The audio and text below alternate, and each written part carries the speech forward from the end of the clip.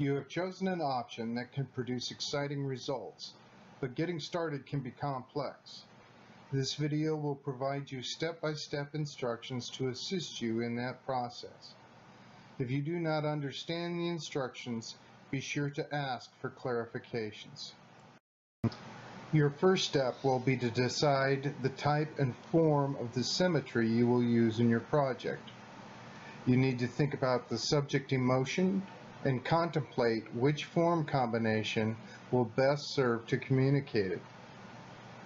Once that decision has been made, you can get the appropriate size paper and begin your design. When making your choice, think about how a long, narrow image says different things than a square one.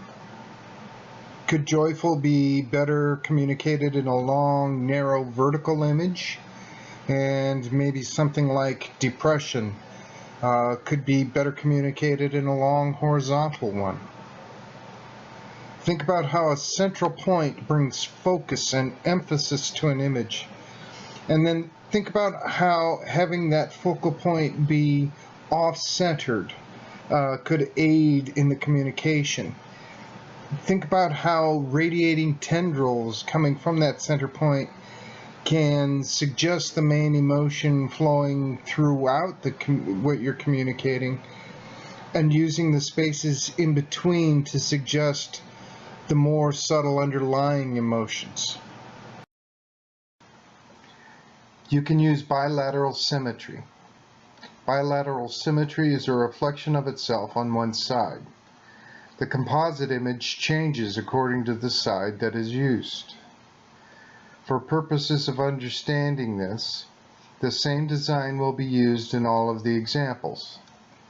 If you decide to use this form, you will be given a design sheet that measures 6 by 12 inches. This means you can create a square image or a long, narrow one. Quadrilateral symmetry is a reflection of itself on a corner. This means the design flips and spins around it. If you choose to use quadrilateral symmetry, it is highly advised that you mark the central corner with an arrow for reference. It's also very important that you remember to flip the design paper as you go. If you choose to use perfect symmetry, you will be given a 6-inch by 6-inch design sheet. If you choose to do offset quadrilateral symmetry, you should still mark the corner and be sure you flip the design sheet for each tracing. Offset designers will receive an 8-inch by 8-inch design sheet instead of a 6 by 6. Both choices will result in a 12-inch square final image. Once you have made your choice of form, it's time to start your design. There are several critical things to consider as you do this. What kind of line should be used? You should consider the type, quality, and character of the line. The line will also dictate the number and character of the shapes in the design. Overlapping the lines will create new, multiple, and unexpected shapes. You should consider how many shapes to include. Using a variety of sizes will add interest to your image, whereas if they're all about the same size, the image can become dull. Either way, this can be used as another layer of communication of the subject emotion. After completing the design, you will need to get a sheet of tracing paper and a 6B pencil. The first thing you should do is mark the corners of the design paper. This does two things. First, it allows you to reposition the tracing paper if it slips or if the tracing takes more than one period to complete. And secondly, it will be a handy reference when it comes time to lay out the final project. Be sure to press hard with the 6B pencil, as you need to leave lots of lead behind for transfer purposes. When the tracing is done, you are ready to lay out your final project. You will need the final project paper, your trace design, and a 6B pencil.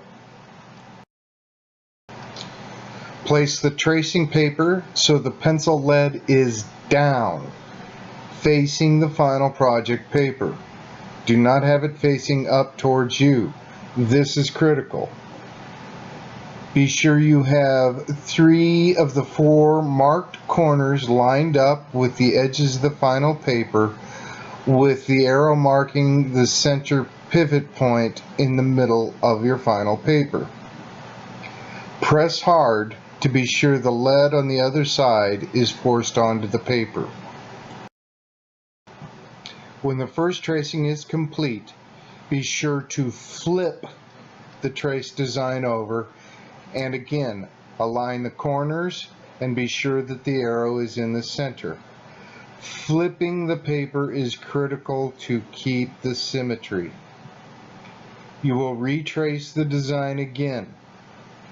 When the second tracing is done, again you need to flip the design paper over, line up the edges and be sure the arrow is in the center, and retrace it again. You will need to repeat this one more time for your project layout to be complete.